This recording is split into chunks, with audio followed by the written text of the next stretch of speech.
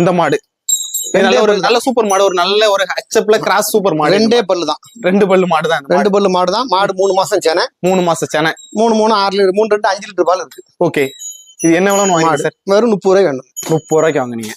ஓ, இப்படி மாடு. இந்த மாடை நம்ம 2 பல்லு மாடு 2 பல்லு தலையத்துக்கிறாரு. அப்படி ஒரு வியாபாரத்தை வாங்க போனோம்னா 60 ரூபாய் குறைஞ்சு இந்த மாடை வாங்க முடியாது. மாடு எவ்வளவு உயரம் பாத்தீங்களா? ஏன் உயரம் இருக்கு, நல்ல உயரம், நல்ல ஹைட்டான மாடு. நல்ல அழகான கொம்பு தலை, ஒரு சுழிகளே கிடையாது, எந்த பிரச்சனையுமே கிடையாது மாட்டுல. அது தலையத்தினால நம்ம ஆளு இருந்தாலும் பயப்படுது வரும்.